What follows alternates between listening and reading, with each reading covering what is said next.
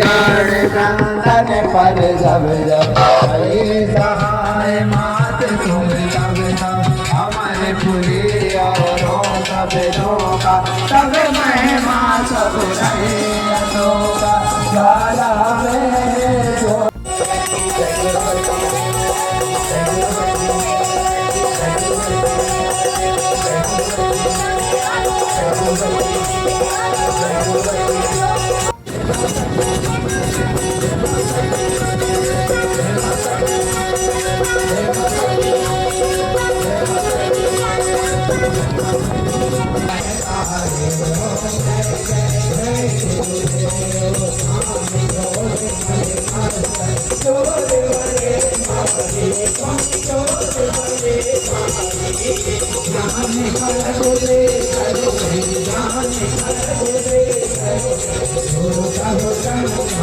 सनातन सुंदर हर्ष होतर भूपा माँ जगजननी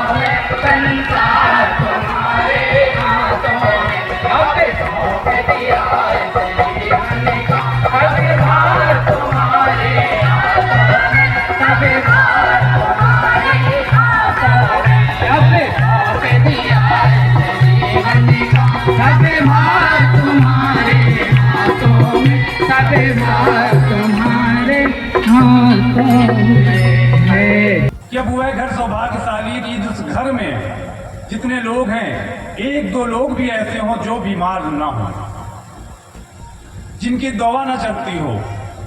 कोई कोलेस्ट्रॉल की दवा खा रहा है, कोई ब्लड प्रेशर की दवा खा रहा है, कोई डायबिटीज की दवा खा रहा है, कोई आर्थराइटिस की दवा खा रहा है, कोई माइग्रेन की दवा खा रहा है, कोई डाइजेशन की दवा खा रहा है।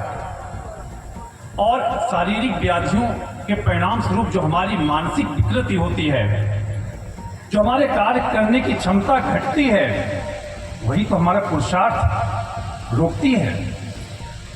आज हम शुद्ध भोगी क्यों हो गए? क्योंकि शरीर में उस कार्य करने की क्षमता का क्षय हो गया। शरीर अलाउ ही नहीं करता है कि हम इस तरह की धूप में बैठ सकें। आजकल के बच्चे तो परिश्रम ही नहीं करते। कितना सुनने में आता है कि आज हमारे देश में हर 10 मरीज में से 9 मरीज विटामिन डी की कमी का मारा हुआ है। जब सूर्य की रोशनी शरीर में नहीं जाएगी तो विटामिन डी कहां से मिलेगा? शुद्ध खान पियन नहीं होगा, दिनचर्या अच्छी नहीं होगी, 4-5 किलोमीटर का टहलना नहीं होगा, तो शरीर स्वस्थ कैसे होगा? यह कोई हेल्थ क्लब का भाषण नहीं है, यह वार्षिक सम्मेलन नहीं है कि जहां आपको स्वास्थ्य से जुड़े नुस्खे बताए जाएं, ये कैसे स्वस्थ रहें ये बताया जाए। लेकिन उद्देश्य यही बताने का है, जिस धर्म कर्म पुरुषार्थ के लिए हम आप बने हैं, उसके लिए हमारा आपका स्वस्थ रहना कितना जरूरी है, मानसिक शारीरिक रूप से चैतन्य कितना रहना जरूरी है। मन की चैतन्यता के लिए गुरुवर ने क्या दिया अपने साधक शिष्यों को? मां ओम का दिव्य उच्चारण, वह प्राणायाम जो व्यक्ति अपने जीवन में 15 मिनट आधे घंटे प्राणायाम और मां ओम के उच्चारण के लिए दे दे, हम दावे के साथ कह सकते हैं कि 100 में 99 लोग मानसिक समस्याओं से निश्चित रूप से मुक्त हो जाएंगे, उनका कल्याण निश्चित रूप से होगा। हम समाज में परिवर्तन कैसे लाएंगे? हम भी चाहते हैं, आप भी चाहते हैं कि हम लंबा जीवन जिएं, अपने बच्चों को सही दिशा देने में सफल हों, उनके साथ एक लंबी यात्रा तय करके गुरुदेव जी की जो शिविरों की और यज्ञों की यात्रा है वो भी हम आनंद के साथ आगे बढ़ें, उसमें भी आगे बढ़ें। लेकिन कैसे आगे बढ़ेंगे? पुरुषार्थ के बल पर। भाइयों और बहनों, हमें पुरुषार्थी होना है, हमें अपने ज्ञान चक्षुओं को खोलना है। गुरुदेव जी ने संकल्प कराया है कि यदि अपने तन मन धन का अपने दैनिक कार्यों में उपयोग के बाद यदि आप तीनों धाराओं में उपयोग नहीं कर रहे हैं, अपने आप को नहीं खपा रहे हैं, तो आप योगी राज श्री शक्ति पुत्र जी महाराज के सच्चे साधक शिष्य नहीं हैं। को सिरोधार्य करके अपने शरीर के रोम रोम को साधना या सेवा में खपाया। लेकिन एक बात तो निश्चित है कि जिस पुण्यात्मा की पुण्यतिथि 13वीं संस्कार के इस क्रम में हम आप सभी उनको श्रद्धांजलि देने के लिए उपस्थित हुए हैं, उन्होंने यह भली भांति जान लिया था कि काया महाठगिनी मैं जानी। अब आप देखिए, उम्र की इस अवस्था में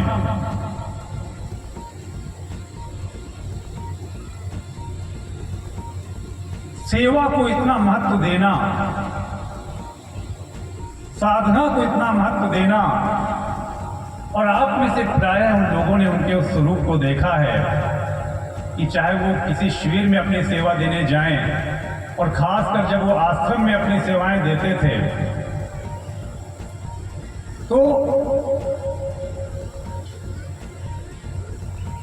पसीने की धार चल रही है। इतना प्रखर सूर्य है, उसकी परवाह किए बिना अपने अवश्य स्थल पर बिना कोई कपड़ा डाले कई कई घंटे वो सेवारत रहते थे, रात दिन सेवारत रहते थे कि केवल एक धुन कि मुझे अपनी काया का उपयोग करना है। आज समाज में अधिकांश लोग हैं कि हमारी आपकी प्रवृत्ति, समाज के लोगों की प्रवृत्ति सुविधा भोगी हो गई है।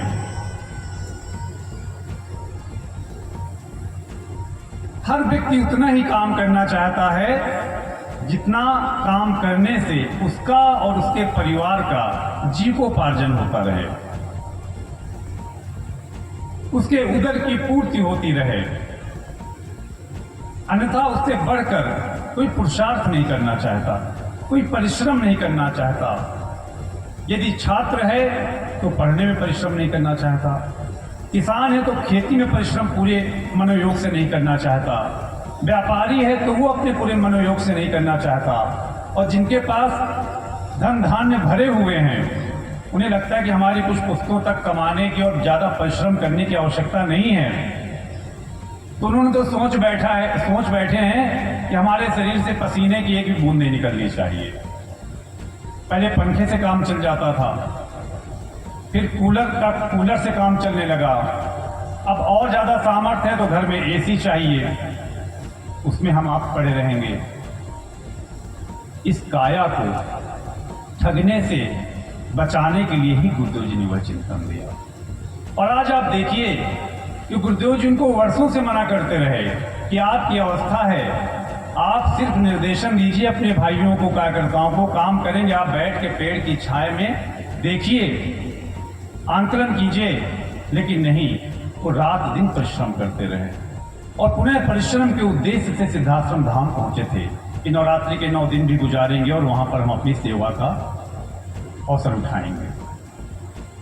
हमें अपने जीवन के हर क्षेत्र में हम जो भी पुरुषार्थ करते हैं, जो भी कार्य करते हैं, गुरुदेव जी ने इसीलिए धर्म कर्म पुरुषार्थ की परिभाषा में बताई है कि हम मानव जीवन लेकर आए हैं, बिना पुरुषार्थ के हमारा आपका बेड़ा पार नहीं होगा। आप देखिए हमारे गुरुवर को, इस अवस्था में भी जब 100 यज्ञ शेष हैं, उनके पास सुख उपभोग के तमाम साधन हैं, लेकिन आज भी नित्य प्रति गुरुवर की दिनचर्या जो रात में 2:30-3 बजे से प्रारंभ होती है, वह 11 बजे के पहले समाप्त नहीं होती। हमें हर पल अपना आंकलन करते हुए अपने पुरुषार्थ को महत्व देना चाहिए। आज बहुत बड़े भाषण या चिंतन का समय नहीं है, लेकिन एक बिंदु पर आप लोगों से जरूर संकल्प चाहेंगे निर्णय चाहेंगे, जो गुरुवर की भी वेदना है कि भाइयों और बहनों, जो हमारे देश को, हमारे गांव को, हमारे समाज को जाति पात की खाई समाप्त करती जा रही है, हमारी सामाजिक संरचना को तोड़ती जा रही है, हमारे आपके बीच में वैमनस्यता की भावना पैदा करती जा रही है, हमारे हिंदू राष्ट्र की संभावनाओं को तोड़ती जा रही है, उस जाति पात की खाई से अपने आप को अवश्य दूर करिए। और यदि आप साधक शिष्य हैं, आप उसको नहीं दूर कर पाए, आप उन बेड़ियों को नहीं काट पाए, तो विश्वास मानिए कोई नहीं काट पाएगा। गुरुवर ने चिंतन दिया कि किस जाति की बात करते हो, किस जात में जन्म लेने की बात करते हो, जब तुम्हें ये नहीं पता कि अगला जन्म तुम्हारा किस जाति में होगा, किस परिवार में होगा। हो सकता है आज तुम उच्च जाति के अपने आप को मानते हो, लेकिन क्या तुम यह गारंटी ले सकते हो? क्या जातिगत संगठन वाले तुम्हारे अध्यक्ष, बड़े बड़े पदाधिकारी गारंटी ले सकते हैं कि आपका जन्म अगली बार उसी जाति में होगा? जब यह संभव नहीं है तो जात के भाई को पाटने की कोशिश करिए। हर भाई बंधु को अपने गले से लगाना प्रारंभ कीजिए। गांव के उन्हीं लोगों को तो आपकी सबसे ज्यादा जरूरत है जिनको दशकों तक सताया गया, जिनको परेशान किया गया, जिनका शोषण किया गया। छोटी बड़ी मझोली कोई जाति नहीं होती, कभी आवश्यकता रही होगी तो वो एक परंपरा बना दी गई, लेकिन जन्म से कोई किसी जाति का हमारी बनाई परंपरा से हुआ है, ऋषियों मुनियों के द्वारा बनाई गई परंपरा से नहीं हुआ। उन्होंने तो कर्म के आधार पर जातियां बांटी थी, वो तो कार्य सौंपे गए थे, हमने उसको जातियों में बदल दिया। तो अपने जीवन में एक संकल्प लेकर जरूर चलिए कि हमारे मन में जाति रूपी जहर और विष कभी भी प्रवेश ना करे, और यदि है भी तो उसको निकाल फेंकना है। जाति से ग्रसित होकर कभी हम किसी के प्रति कोई धारणा ना बनाएं, उसके प्रति हमारा व्यवहार जाति को देख कर ना हो। हमारे जीवन में पारदर्शिता की कमी केवल इस वजह से ना हो जाए कि वह उस जाति का है, हम इस जाति के हैं। यह बहुत बड़ा लक्ष्य है जिसको हमें आपको पूरा करना है। युग परिवर्तन बहुत बड़े लक्ष्यों को जोड़कर बनाया जा रहा है, जिसमें नशा मुक्त समाज की स्थापना भी है, घर घर माँ की ज्योति भी जलाना है, लोगों को साधक भी बनाना है, जाति के जहर से भी लोगों को मुक्त करना है। और जब हम इतना कर जाएंगे तो आपको जोड़ने की जरूरत नहीं पड़ेगी, अपने आप कारवा बनेगा, अपने आप परिवर्तन आएगा। और जिस हिंदू राष्ट्र की हम जय बोलते हैं, वो आपके जय बोलते बोलते आपके सामने वह संभावना और वह कामना, वो परिकल्पना साकार होने लगेगी।